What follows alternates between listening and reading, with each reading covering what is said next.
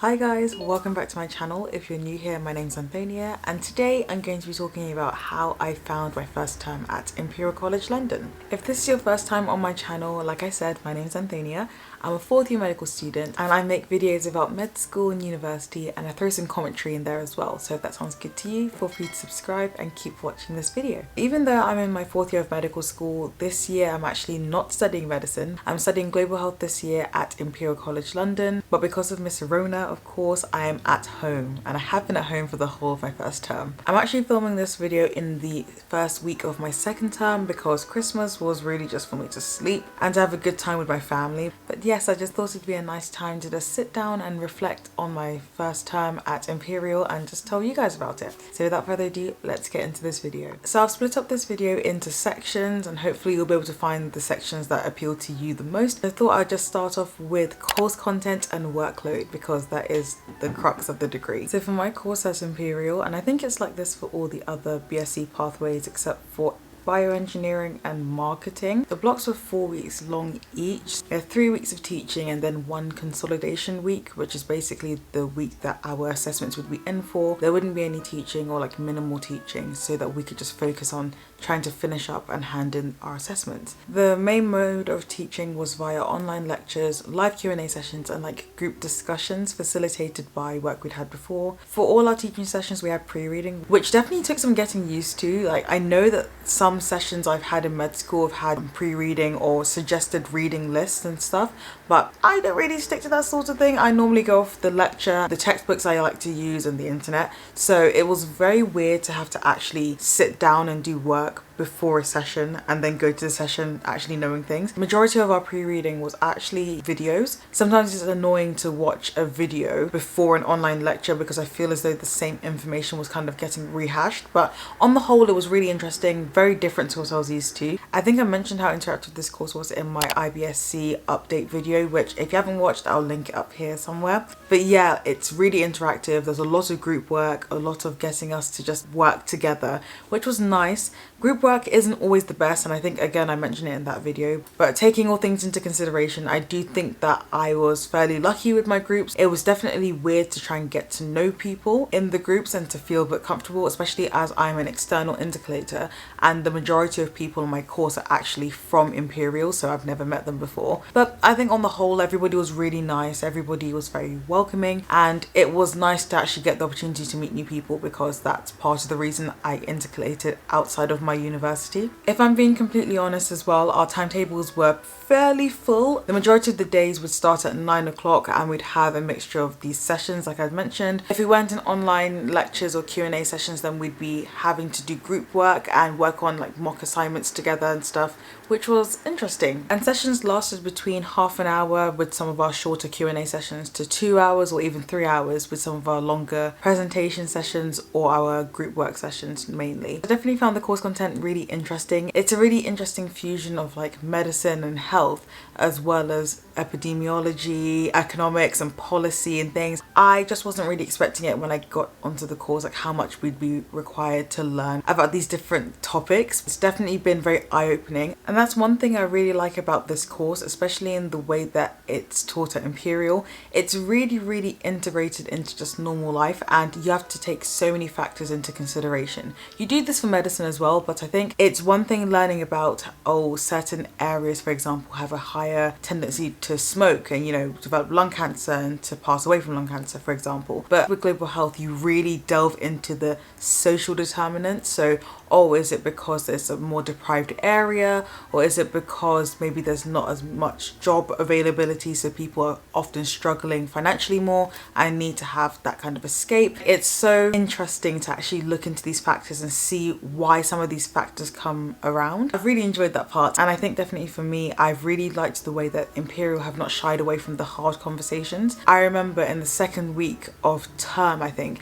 we had a session on colonial and tropical medicine, and in this session we really got to discuss the quite racially charged undertones on certain sectors of medicine and the fact that even till today there are racial disparities in healthcare. And that doesn't just go for matters of race, it goes for almost anything that can make you distinct from someone else. There will be a prejudice associated, unfortunately, and sometimes these prejudices do translate into health. I think it's nice that we've actually had the forum to talk about this and to talk about different attitudes to health depending on like race, age, gender, background, all sorts of things. I've really appreciated that. Global Health at Imperial actually doesn't have any exams. We had 3 assessments in first term, and now this month, January, we have 2 assessments, and then for the rest of the year till May, we have our research projects to do. So in reality, I didn't need to go into these teaching sessions and take notes because there's no exam at the end. The assessments that we do weren't really to do specifically with our lectures. I could have sat in these lectures and seminars and group work sessions and not taking any notes, but I felt so guilty for not doing that. So I have notes on pretty much every session that we went to. The quality of the notes varies because if you've watched my channel before,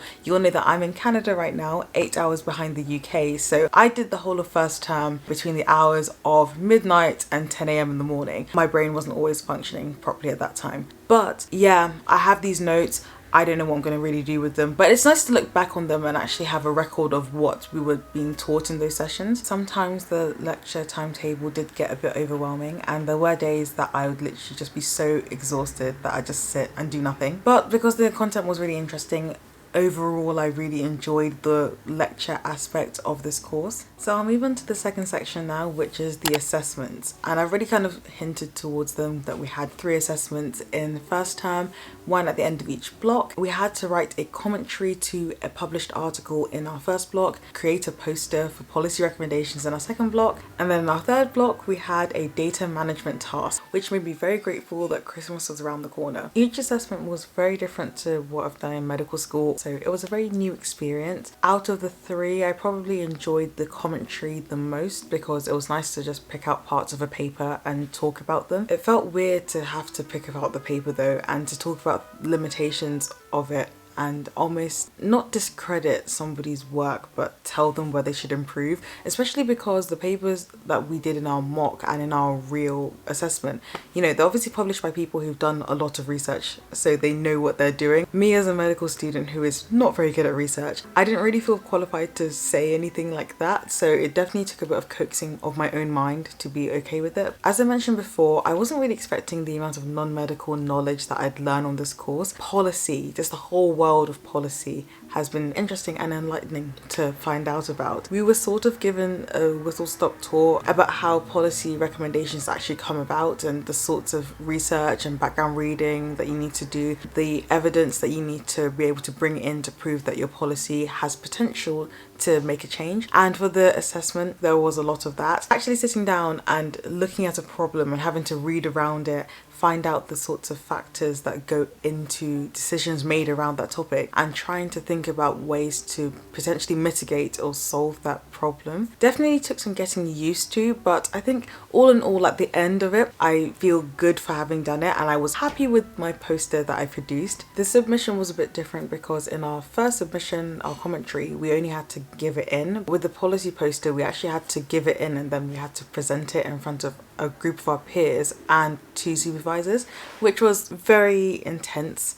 I definitely panicked a lot for that deadline because I wasn't really sure about my policy recommendations, whether they made sense and they would be okay to even suggest, and then having to present that in front of my peers and also like course leaders and things. It was hard. I did have a bit of a panic, but all in all, I think it was okay. And then we go on to our final assessment, the data management task. We got given this Excel spreadsheet full of data and we just had to analyze it. We had to make graphs from the data given and draw conclusions and talk about those conclusions and why we got to it. We had to do regression statistics on the results that we got and come to conclusions. Then for the next section, we had to do a method section for a proposed qualitative study surrounding what our data was linked to. So basically how we would propose to collect data and keep that data safe and analyze that data if you were to do a qualitative study. And then we had to write a media article and a policy brief about the chosen topic for our assessment. It was tough. I hate Excel. I don't think I'm ever going to be back on good terms with Excel. Even thinking about it makes me kind of feel sad. I think a lot of my problems with this particular task came from the use of Excel and having to make the right graphs and then talk about them. I think the other sections of the assessment were not as bad. Because we'd done the policy recommendation poster as assessment 2, the policy brief wasn't as bad. For the media article and the policy brief, we were using the graphs that we had generated from our first part. So it was actually okay as well. The data was already there. It was more just making sure that you're addressing the right things and talking about things in the right way. With our media article, there was a big emphasis on making sure that the lay person can read and understand what you're trying to convey, which after getting used to all of this jargon that we'd learnt for the data analysis task, it was kind of hard, but I got my parents to read through and make sure they understood what I was talking about, and I think it was okay. For assessments 1 and 2, we heard back with our results 2 weeks after we'd handed in the assignments, and with assessment 3 we're actually still waiting on our results because we produced like a 20 or 25 page report, so there's a lot to get through. I'm not looking forward to seeing the marks for assessment 3, but I'm happy it's done. So let's move on to social life and actually meeting people. My social life this term has been non-existent basically. Obviously everything's online, and then the added factor of being in a completely different country just didn't really help as such. Despite that, I will say I've managed to meet and talk to some very lovely people. It's just hard to do that 8 hours behind and like 5,000 miles away. As I mentioned before, I chose to come to Imperial because it was in a completely different part of the country to my current university, and I wanted to really get to know new people and have a different experience this year. But being new and having to meet everyone online, including like your lecturers and your course supervisors and stuff, it really was overwhelming. I feel like I'm quite lucky because one of my best friends from university is actually on the same course as me, so I at least knew one person, but obviously she's still in London and I was in Canada, so even then I couldn't have the normal uni, oh I'm just gonna come and visit you and we can talk about what's happened today chats that we'd normally have. I think Imperial tried to mitigate it with the icebreakers, but I for one am not a fan of icebreakers, to be honest. I just find it so awkward. I don't like having to go around and talk about myself with people that I don't know. I'd much rather just be thrown into the deep end and just start working with people, and we can kind of model our way together and then get to know each other. It doesn't work for everyone, and icebreakers are the generally accepted way of getting to know people that you're working / studying with. For each block we would change groups, and we have a group for our community placements as well. There was a lot of opportunity to work with different people. I've liked all of my groups personally. Definitely my favorite group, still the group that I was in for first block. We just all really got on very well together and we worked really well together. And even since we've moved groups and stuff, we've had Teams calls us to discuss other assignments and have a catch up as well, which has been very nice. I can definitely say by the end of first term I'd had like a couple of people that I will be very eager to actually meet in person when it becomes safe to do so. I've definitely missed having the chance and the opportunity to just bump into random people on campus and talk to them or get involved with societies. I'd really planned on joining as many societies as possible this year, so it's a bit disappointing. I was gonna say hopefully there'll be a chance to do it in this semester, but unfortunately with the national lockdown in the UK right now, it doesn't look like that's going to be the case. But I'm hoping once we start our projects, maybe I'll be able to try and join some societies very late and do some online activities with them and stuff. But yeah, Miss Rona has really taken away our opportunity to meet new people properly, but we're making do. Overall, the semester's been really good, even though I've had to be doing it at the wee hours of the morning, and that definitely took a toll on me towards the end of term. It's been interesting, it's been very eye-opening and very different to anything I've done before. I hope that my other assessments go well for the rest of this year and things will start to fall into place a bit easier. Our projects list actually got released a couple of days ago, so I need to go through that and write up some statements of intent. A really big part of the reason I chose to intercalate is because my research skills are just not there yet. I'm hoping to get a really interesting topic with an understanding supervisor. But yeah, that's how my first term went. I hope you guys have enjoyed this video. If you think I've left anything out or you have any other questions, feel free to drop me a comment down below. Don't forget to like and subscribe, and I'll see you guys in the next one. Bye!